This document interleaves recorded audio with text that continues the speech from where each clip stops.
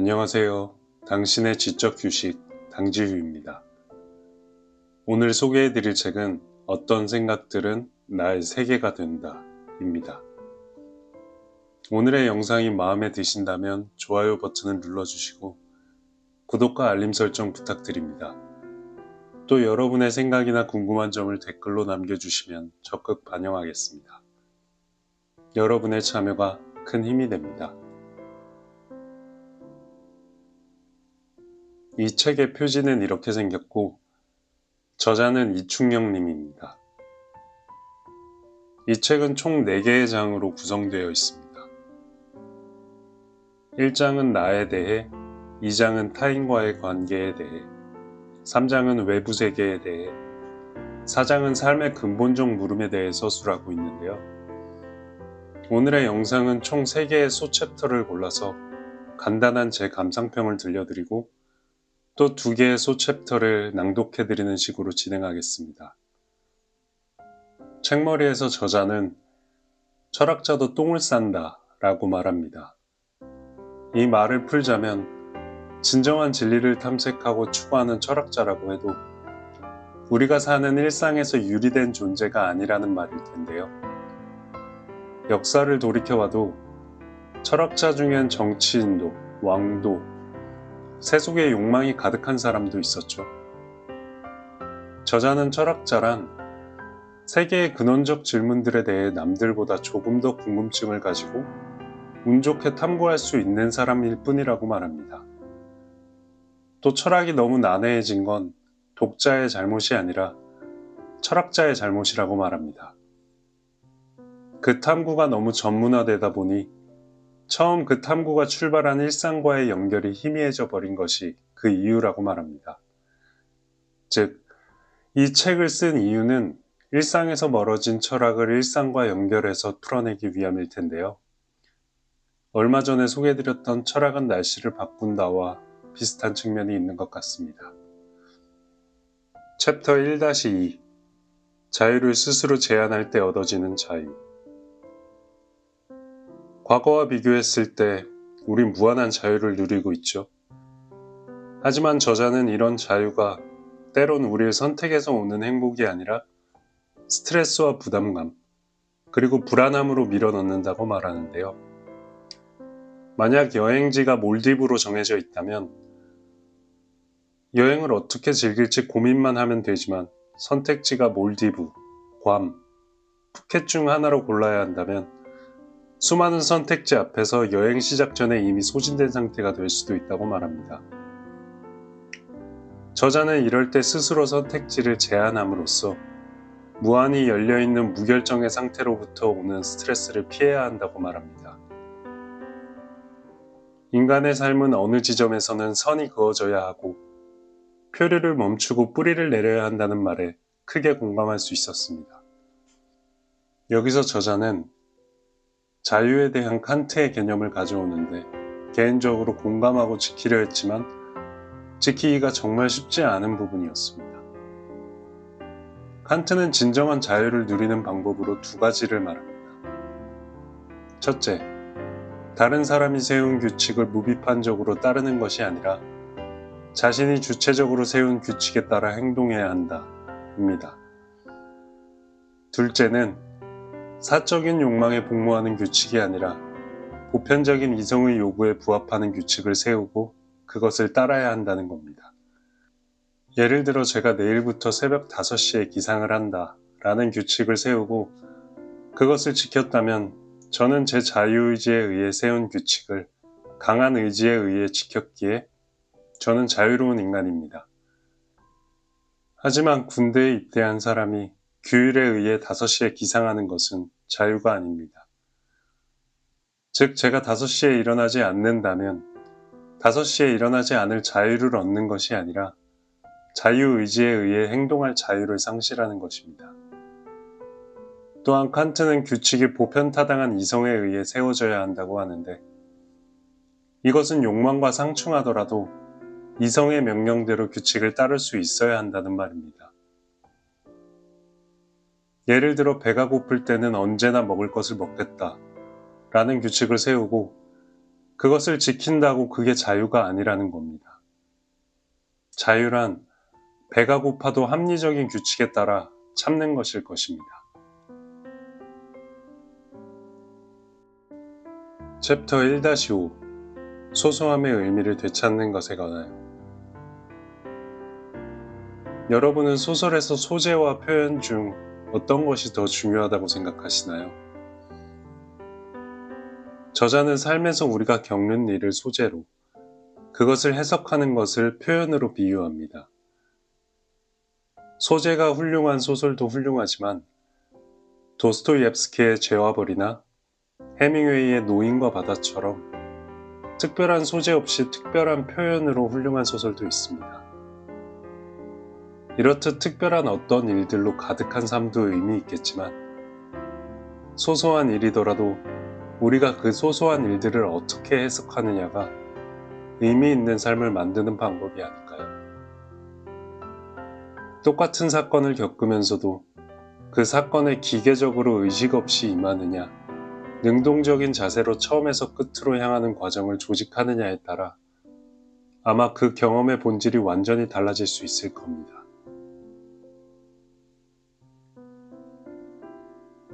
챕터 2-1 돈으로 사랑을 살 수 있을까? 저자는 현대의 사랑의 방식을 자본주의의 틀 안에서 해석하고자 합니다. 우리가 물건을 살 때 내가 가진 돈으로 살 수 있는 물건을 고르듯 상대방을 고르고 그 물건의 가격표를 살펴보듯 상대방을 살펴봅니다. 이렇게 고른 상대는 잠시 자신의 욕망을 충족시켜주지만 우리가 사고 싶은 물건을 산 후 그 기쁨과 흥분은 곧 사그라들듯 곧 상대의 약점이 보이기 시작하고 그 사랑은 곧 끝이 납니다. 저자는 이런 식의 사랑이 과연 이성적인 사랑의 방식일까? 라는 질문을 던집니다. 여기서 저자는 에드리 프롬의 말을 빌리는데 프롬은 사랑의 근원을 분리와 외로움이라고 말합니다. 또 이 외로움을 극복하는 유일한 방법이 이성적인 사랑이라고 주장합니다. 사람들은 외로움을 잊고자 외로운 자신을 지우기 위해 술을 마시고 대중매체를 탐닉합니다. 또한 개성적인 자의식을 지우고 그 대중들의 목소리로 자신을 묻어버립니다. 프롬은 이러한 방식이 우리가 독립적이고 성숙한 인간이 되는 걸 방해한다고 말합니다. 그렇다면 어떻게 이성적인 사랑의 방식으로 외로움을 지울 수 있을까요? 그 방법은 건강한 사랑이라고 말합니다. 건강한 사랑이란 관계 안에서 자신을 지우지 않으면서 상대방에 대한 돌봄, 책임, 존중을 포함하고 자신의 욕망을 충족하는 걸 우선하지 않으면서 상대방의 부족함을 채워주고 상대가 성숙한 인간으로 성장해 나가도록 돕는 과정이라고 말합니다. 자본주의적 관점으로 상대에게 점수를 매기기 시작하는 순간 이런 사랑은 불가능하지 않을까요? 이에 더해 저는 사랑은 무용이 아닐까 생각합니다. 부모가 아무런 조건 없이 자식을 사랑하듯이 자식이 더 이상 자신에게 직접적인 이득을 주지 않는 부모를 사랑하듯이 필요와 계산을 넘어 서로에게 무용해질 때에야 진정한 사랑이 시작될 수 있는 것 아닐까요? 그럼 이제 한 개의 챕터를 골라 본문을 낭독해 드리겠습니다. 챕터 1-3 성격은 내 행동을 얼마나 규정할까? 예전부터 조금 기묘하다고 생각해온 말이 있다. 내가 성격이 그래서 그래. 우리는 이와 비슷한 패턴의 말을 꽤 자주 한다. 왜 모임에 참석하지 않았느냐고 물으면 내가 사람들이랑 잘 어울리는 성격이 아니어서 라고 대답하는 경우가 자주 있다. 왜 숙제를 하지 않았냐는 물음에 내가 성격이 게을러서 라고 대답하거나 왜 그 사람과 다퉜냐는 질문에 내가 답답한 걸 잘 못 참아서 라고 대답하는 것도 비슷한 경우다. 이러한 말들은 모두 내가 어떤 행위를 왜 했는지에 대해 나의 성격이나 성향을 토대로 원인을 설명하는 말들이다. 그런데 이러한 말을 스스로 자주 하면서도 어딘가 이상하다는 느낌을 지울 수 없을 때가 많다. 내가 모임에 나가지 않는 이유가 정말 사람들과 어울리기를 어려워하는 성격 때문일까? 성격은 분명히 내가 어떤 선택을 내리는데 결정적인 영향을 미친다. 그러나 성격이 선택을 절대적으로 강제하는 것은 아니다. 그 어떤 성격도 명령을 내리지는 않는다. 성격은 나의 선택 과정에 기여하는 수많은 요소 중 하나일 뿐이다. 나는 분명 내 성격과 반대되는 방향으로 선택할 자유를 갖고 있다. 비록 내가 사람들과 어울리기 어려워하는 성격을 가졌지만 그래도 용기를 내서 모임에 참석할 수도 있다. 하지만 지금의 사례에서 나는 그런 선택을 내리지 않고 이미 알고 있는 나의 선택에 맞는 선택을 했다. 그렇다면 나의 성격은 나의 선택에 대해 얼마나 많은 부분을 설명해 주는 것일까? 왜 나는 성격에 반하는 결정을 내리지 않고 성격에 맞는 결정을 내린 것일까? 과연 내가 사람들이랑 잘 어울리는 성격이 아니어서 라는 답변은 내 선택에 대한 충분한 설명일까? 어쩌면 이 답변은 아무것도 설명해 주지 않는 것이 아닐까? 만약 그 설명에 더해 나는 내 성격에 맞는 결정을 내리는 경향을 가졌거든 이라고 보충 설명을 하면 무언가 나아질까? 그런데 성격에 맞는 결정을 내리는 경향을 가졌다고 해도 무조건 성격에 따라 행동해야 하는 것은 아니지 않을까? 어쨌든 기존의 성격을 제쳐두고 모임에 나갔을 수도 있지 않은가? 만약 그 모임이 인생의 방향을 좌우할 자리라면 내 성격을 무릅쓰고라도 어떻게든 참석했을 수도 있지 않은가? 나는 그런 중대한 상황에서도 결국 내 성격에 따라 행동할 수밖에 없는 존재인 걸까? 또는 그 모임이 그렇게 중요한 모임이 아니기 때문에 내가 참석하지 않은 것일까?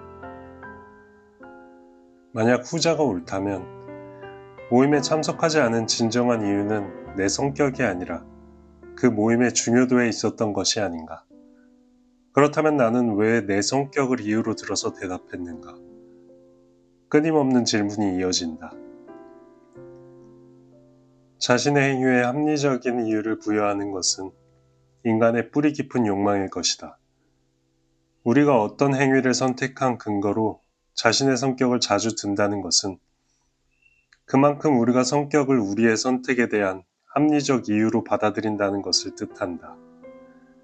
MBTI의 인기는 우리의 그러한 생각을 잘 드러내준다. 많은 사람은 MBTI 테스트로 도출된 INFJ, ESTP 등의 성격 유형이 우리가 특정한 행위를 선택하는 이유를 잘 설명해 준다고 생각한다.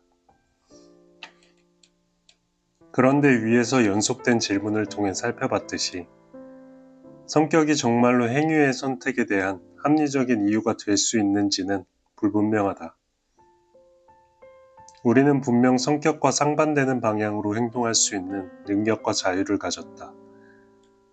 이런 사실을 덮어둔 채 지나치게 성격을 중심으로 자신의 행동에 대한 합리적인 설명을 찾으려고 한다면 그건 자신을 자유로운 존재가 아니라 성격이라는 조건에 의해 움직이는 수동적인 존재로 여긴다는 것을 뜻한다.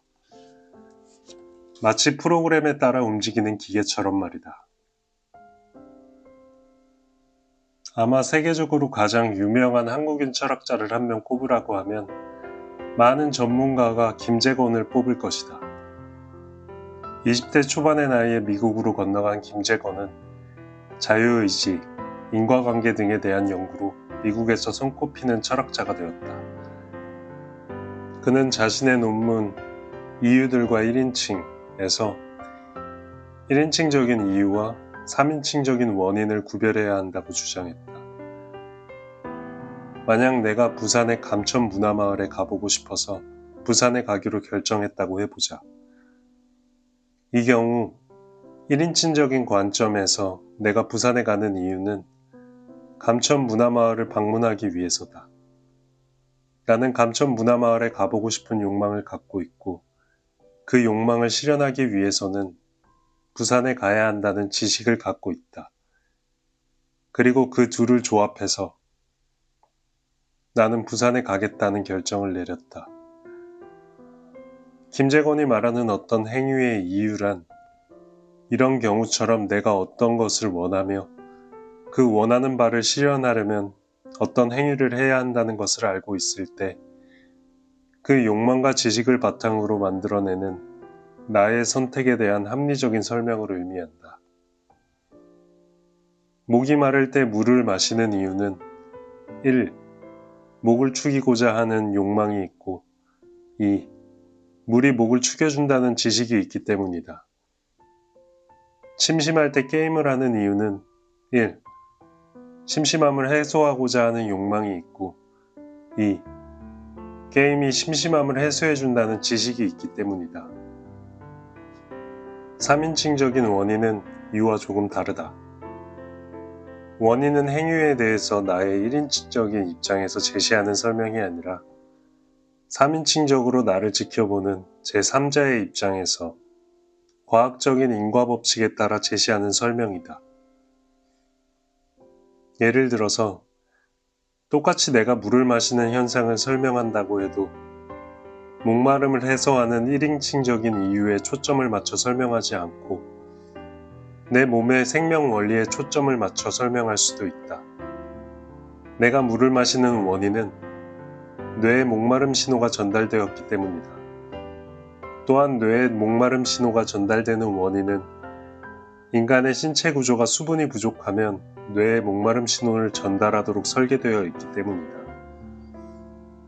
이런 식으로 원인은 현상에 대한 법칙적인 설명을 제시한다. 내 몸의 생물학적인 법칙에 따라 나는 물을 마시는 행동을 하는 것이다. 똑같은 행동에 대해서도 이유와 원인은 각각 다른 관점에서 설명을 제시한다. 이유는 내 욕망과 지식을 바탕으로 나의 입장에서 내려진 결정의 측면을 강조한다. 반면 원인은 내가 그런 행동을 할 수밖에 없도록 만든 조건을 강조한다. 김재건은 이 둘 중 3인칭적인 원인이 아니라 1인칭적인 이유의 관점에서 자신의 행동을 설명할 수 있어야 자신을 한 명의 주체적인 행위자로서 이해하는 것이 가능하다고 주장했다. 만약 나의 행동을 1인칭적인 관점에서 제시하는 이유 없이 오로지 3인칭적인 원인의 관점에서 법칙으로만 설명하려고 한다면 나는 프로그램에 따라 움직이는 기계와 다를 바가 없을 것이다. 이런 관점에서라면 행동의 순간에 내가 발휘한 자유로운 선택의 능력은 그저 표면적으로 그럴듯하게 나타난 현상에 불과할 것이다. 사실 나의 행동은 특정한 법칙에 따라 일어난 것일 뿐이었고 그 안에는 아무런 자유도 없었던 것이기 때문이다. 이런 관점을 취하지 않고 나 자신의 자유로운 선택을 내리는 한 명의 주체로 이해하기 위해서는 1인칭적인 이유의 관점에서 나의 행위를 설명할 수 있는 능력이 필수적이다. 나는 내 욕망과 지식에 따라 합리적인 이유 아래 어떤 행동을 할지 결정한다. 이렇게 생각할 수 없다면 나는 나 자신을 결코 한 명의 자유로운 인간으로 이해할 수 없을 것이다. 이제 다시 성격에 대한 이야기로 돌아와 보자. 자신의 행동을 설명할 때 성격을 근거로 드는 것은 이유보다는 원인의 관점을 취하는 것에 가깝다. 성격이라는 기준을 통해 나는 마치 제3자가 나를 바라보듯이 내 행동을 법칙적으로 설명한다. 나는 다른 사람과 어울리기 어려워하는 성격을 가졌다. 그 모임에 가면 다른 사람들과 어울려야 한다. 내 성격과 그 모임은 맞지 않는다. 그러므로 나는 모임에 가지 않는다. 이러한 생각은 마치 내가 나의 성격이라는 정해진 조건에 반해서는 행동하지 못했을 것처럼 나 자신을 해석하는 관점을 반영한다. 나를 자유로운 인간이 아닌 프로그램에 따라 움직이는 기계에 가깝게 여기는 것이다. 성격을 바탕으로 자신의 행동을 설명하는 동기는 다양하다. 먼저 이런 시도는 결정의 책임을 회피하고 싶은 마음에서 나올 때가 있다. 나 자신의 결정을 통해 그 행동을 하게 된 게 아니라 어쩔 수 없이 조건에 의해서 그 행동을 할 수밖에 없었다고 상황을 해석하고 싶은 경우가 그렇다. 또한 자신의 정체성을 한 방향으로 규정하고 싶은 심리가 작용하기도 한다. 인간은 어떤 방식으로든 자기 규정을 원한다. 성격은 대표적인 자기 규정이다. 나는 이런 성격을 가진 사람이다. 라는 규정은 상당한 심리적인 안정감을 준다. 또한 자신의 성격을 긍정적인 방향으로 규정 지을 경우 가치 있는 행동을 하는 데 도움이 되기도 한다. 나는 착한 사람이니까 어려움에 처한 사람을 도와줘야 돼 라고 생각하는 경우가 대표적이다. 하지만 부정적인 방향으로 자신의 성격을 규정해버리고 그 부정적인 성격을 바탕으로 자신의 나쁜 행동을 합리화하는 경우가 문제가 된다. 이런 패턴이 극단화된 사례는 흉악범이 범행 동기를 자신의 성격을 통해 설명하는 경우다. 왜 무고한 어린아이를 대상으로 살인을 저질렀냐는 질문에 제가 어린아이를 보면 화를 참지 못하는 성격이어서 라고 대답하는 사람을 보면 우리는 보통 강한 분노를 느낀다. 그 사람은 자신의 범행이 자신의 자유로운 선택에 의한 것이 아니었다라는 그런 생각을 은근히 내비치며 그럼으로써 행동을 합리화하고 책임으로부터 벗어나려고 하는 것처럼 보이기 때문이다. 성격 때문에 어떤 행동을 했다는 설명은 많은 경우 진실과 가깝지 않다. 인간은 1인칭의 관점에서 스스로의 결정에 이유를 부여할 수 있는 존재다. 물론 별 이유 없이 원인에 이끌려서만 행동하게 될 때도 많다. 무심코 다리를 떠는 경우, 창밖을 응시하는 경우, 오랜만에 친구에게 연락하는 경우 등 수많은 상황에서 우리는 별다른 이유 없이 행동한다. 하지만 항상 그런 것은 아니다. 중대한 순간일수록, 강한 책임이 부여된 순간일수록 여러 고민과 계산 끝에 의식적으로 자신의 행동을 결정한다. 또한 그렇게 할 수 있어야만 한다. 모든 상황에서 법칙적인 원인에 의해서만 자신의 행동을 설명하는 사람은 주체적인 행위자로서의 삶을 살아가는 것이라 하기 어렵다. 이유를 중심으로 자신의 행동을 설명하는 능력은 자유로운 행위자로서 자신을 이해하기 위한 꼭 필요한 조건이다. 우리는 분명 성격 같은 정해진 조건 이외에 내 선택과 결정을 통해서 행위에 나선다. 이 사실을 잊는다면 우리는 스스로를 기계와 같은 상태로 내몰게 된다. MBTI 같은 성격 검사의 인기가 오랫동안 지속되고 있다.